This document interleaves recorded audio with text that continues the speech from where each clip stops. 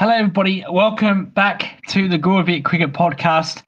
It's been a while since I have posted anything. I have been sick with a throat virus, but apparently now I'm a little bit better, ready to do these videos. And what's more appropriate than to announce a test squad by India for the series against West Indies, a two-test series. West Indies have not made their squad official yet, but India have, and we're going to go through this test squad. There's some big outs that are not playing in this test series, but of course we'll start with Shubman Gill, the captain. He will be captaining the team. Jaiswal will be playing as well. KL Rahul will be playing. Syed Sudasam will be playing. Padikkal will be playing. Jarrell, the wicketkeeper. Now, this is very interesting. Very interesting. No Rishabh Pant. Rishabh Pant has not been named. Mohammad Shami has not been named. Mohammad Shami is still not fit, test match fit. And I think Rishabh Pant is being given a rest. However, we're going to keep going. So Jarrell will keep the series. Jadeja is in. Washington is in. Axar Patel has not been in this squad for a long time, Axar Patel. We know what he was capable of. We saw that fantastic series against England and India a few years ago, where he just steamrolled England in the second innings, took a 5-wicket haul. So he's finally back in this test squad. He was very good against Australia a couple of years ago, especially with the bat. A huge reason why India won that series. Patel and his lower end batting has not been in the squad since. Did not go to England, did not go to Australia, but he is back against West Indies. Whether he'll play, I don't know. Washington's been in good form. Washington is also being named. Jasprit Bumrah, I'm surprised with this. I thought they'd give Jasprit Bumrah a bit of a rest, but he's ready to go. He's fit and available. The all-rounder Nitish Reddy. Nitish Reddy has been playing in the Australian A versus India A squad. Hasn't really done well, to be fair. Nitish Reddy in the Australian A squad. But he's in the squad. The backup wicketkeeper, Jagadish Singh, he's in as a backup. I presume Jarrell will keep this series with no Rishabh Pant.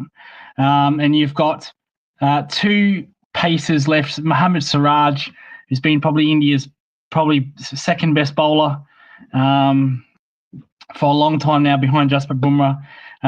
Krishna is back. Krishna was very good in Australia, very good in England, and the leg spinner Kuldeep Yadav. He has had to wait a long time, Yadav, to make his debut. We thought he might make it in England. We thought he might make it in Australia. Has not done that yet. This could be his chance. So they've picked about 3 spinners in this series. So 4 spinners: Jadeja, Washington, Axar Patel, and Kuldeep Yadav. So they've picked 4 spinners and 4 pacers for this series. If you want to count Nitish Reddy as a pacer, they've added 4. So four pacers and 4 spinners, or an all-rounder, Nitish Reddy. But like I said, there is no Mohammad Shami. Has not retired, hasn't announced his retirement. He's just not fit, not test match ready yet. He's been playing back in the IPL. India haven't really been playing too much ODIs. They're in the Asian Cup. We're actually going to do a video of the Asia Cup. We're going to do the semi-final, both games, a little express review. Then we're going to do the final. We presume India will be in the final. Right now, the Super 6 stage is underway, but we will make contact for that. So I think it's a pretty good squad, minus Rishabh Pant, but Jarrell is a very fine keeper, especially in Indian conditions. Keeping to spin, he's a fine keeper. So as far as keeping goes, I don't think it'll be a big loss. West Indies, on the other hand, so West Indies did actually announce their team a long time ago. I won't get through it this video, but it's basically the same as the Australian one. Darren Sammy has came out and said this changes will be needed. Changes have to happen.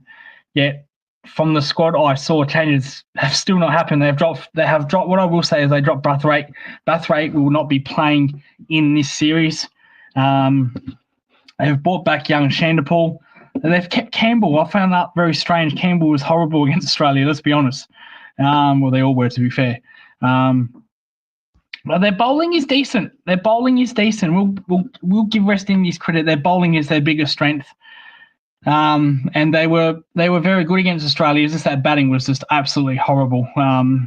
Could not handle Boland, Stark, Hazelwood to a degree, and the West Indies capitulated. But their bowling is pretty good. Their spin bowling worries me a little bit. They haven't really got good spinners. Rorican and Roston Chase. Roston Chase has a fifer. Not very prolific though. So I think if West Indies are any chance, I think they're going to have to bowl out India for about 150, 200. Their batting will not. I just don't think their batting will handle the Indian spinners, in my opinion. My prediction is 2-0. I think I don't see this going. I don't see any of these tests going 4 or 5 days. I think it'll be a 3-day test, and each one, India will win by an innings in both tests, and they will move on. But you never know with West Indies. They are, when they're good, they're very good. When they are bad, they are shockingly bad. Like we saw in the third test, the day-night test. There's no day-night test matches this series, but hopefully West Indies can show some fight, some kind of respectable total. As long as they're respectable, like if they lose by 5 wickets or 60, 70 runs, that's fair enough. But when it gets to blowouts, when it gets to an innings and 100 runs, it becomes embarrassing. And I think West Indies for the last 2 years have embarrassed themselves enough, to be honest. We all know they won that fantastic match at the Gabba against Australia. They've gone downhill since. They really need to find something this series. Like I said, their spin bowlers worry me. No disrespect to Roston Chase. I said before, he's taken a 5-wicket haul. No disrespect. He's a very capable spinner. But I don't think if you put those two in India, if they played for India or the nationality was Indian, I don't think Roston Chase and Rorican would get anywhere near this squad, to be honest. So that's going to be a problem. Their seamers are very good, though. Shamir Joseph, the Joseph brothers, they are very good pace bowlers, but in India you need spinners, don't you? I don't see India making green tops or seam-friendly conditions. That would just play in the hands of the West Indies pacers, who are very good. Jordan Seals is also a very good pacer as well. But we'll see. We will see. Thank you so much for watching the video. It is good to be back making these. Like I said, we'll be back for the Asia Cup. The boss man will be watching this, and I hope he can do some more videos. I can't do them all.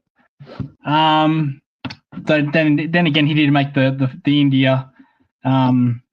He did do the India, I think, versus UAE match by himself. So he's been doing some videos. But we'll be back for the Asian Cup, the 2 semis, and the final. We've actually got a show coming up early next week with James Butler. The English squad has been announced. Some strange decisions, very strange decisions. I'm not going to go through it because that's a show for next week. But England have not picked a legitimate swing bowler. Maybe James Anderson can be a bowling consultant on tour. And they can just tell Jimmy, you know what, maybe just keep bowling on the nets. You never know, we might need you for that pink ball test. Incidentally, James Anderson's best figures in Australia is with the pink ball. What are the odds?